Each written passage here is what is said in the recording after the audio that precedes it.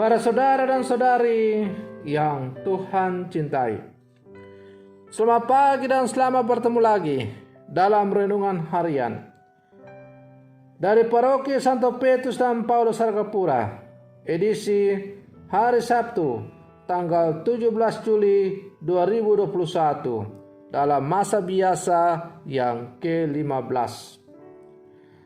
Mengawali hari yang baru ini, kita hendak mendengar dan merenungkan sabda Tuhan.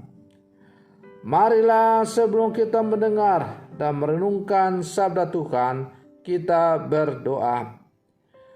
Dalam nama Bapa dan Putra dan Roh Kudus. Amin.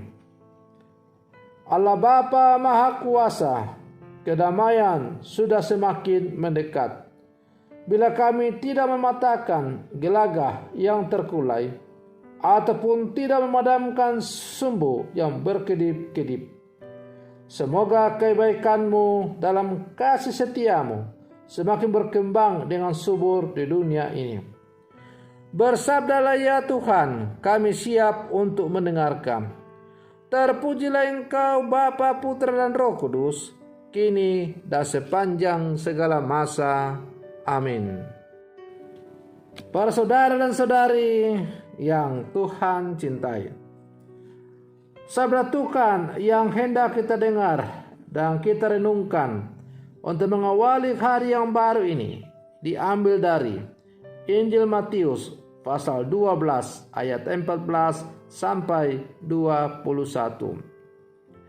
Tuhan bersamamu. Inilah Injil Tuhan kita Yesus Kristus menurut Santo Matius.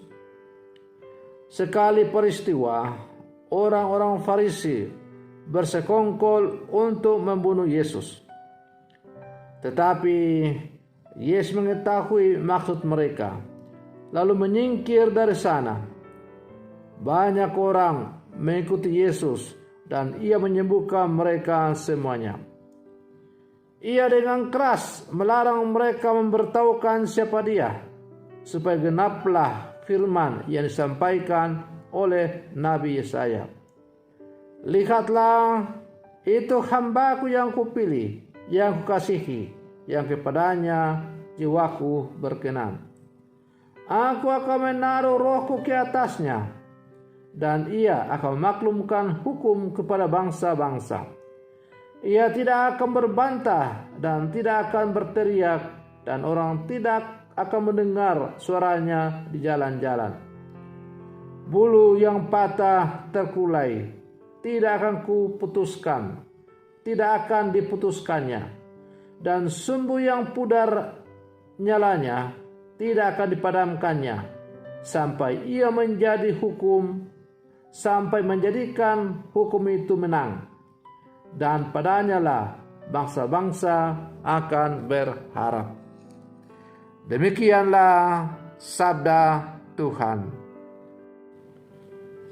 Para saudara dan saudari yang Tuhan cintai,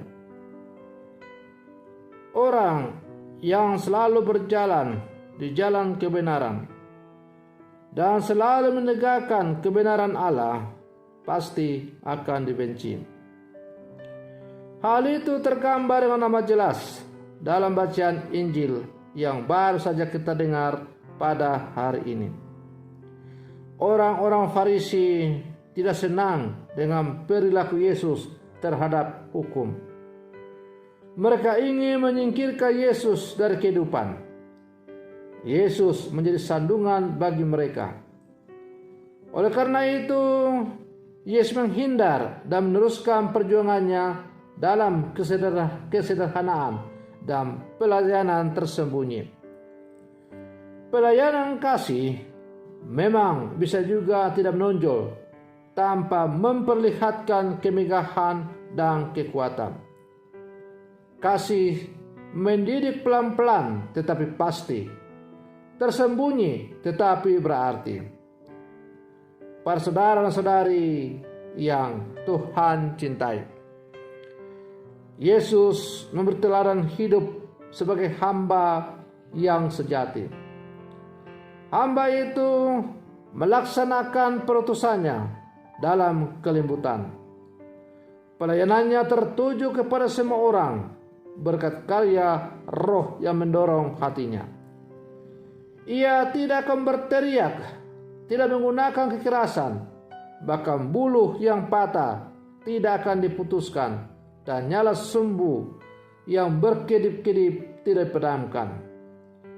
Para saudara dan saudari yang Tuhan cintai, sebagai murid-murid Yesus yang hidup di zaman sekarang, kita diajak untuk selalu mengikuti perintah Yesus untuk mengedepankan tentang kebenaran dalam seluruh kehidupan kita.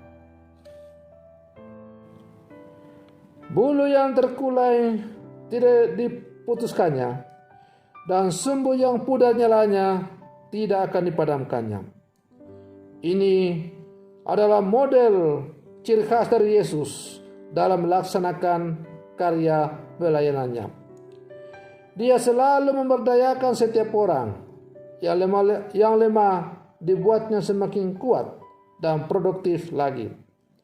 Yang hilang semangat, dia beri lagi roh penyemangat agar mampu kembali tegar dalam menghadapi setiap persoalan hidup. Para saudara dan saudari yang Tuhan cintai, bila mana dalam seluruh kehidupan kita selalu berjuang untuk selalu mengedepankan kebenaran Allah, maka memang lalu kita pasti akan dibenci. Tetapi meskipun demikian, kita tidak boleh patah semangat dalam mewartakan tentang kebenaran Injil, kebenaran Allah dalam setiap kehidupan kita. Pelayan tetap pastilah kebenaran yang berasal dari Allah itu akan menang. Karena itu, para saudara dan saudari yang terkasih, marilah dalam seluruh kehidupan kita sehari-hari, sebagai murid-murid Yesus yang hidup di zaman sekarang, kita selalu setia untuk mewartakan tentang kebenaran dari Allah. Kita jangan takut terhadap tantangan-tantangan, ancaman-ancaman dunia ini, karena bagaimanapun juga pada akhirnya Tuhanlah yang akan menentukan segala-galanya. Lebih baik kita menderita di dunia ini, tapi kita akan menikmati hidup kekal, daripada kita bersekongkol dengan dunia dan mengesampingkan kebenaran-kebenaran Allah, tapi pada akhirnya kita mengalami kebinasaan kekal. Semoga permenungan saya ini untuk mengawali hari yang baru ini semakin menjadikan kita orang-orang yang selalu berani, setia, dan tekun untuk selalu berjalan di jalan yang lurus, sebagaimana telah ditunjukkan oleh Yesus kepada kita. Selamat pagi, Tuhan Yesus memberkati.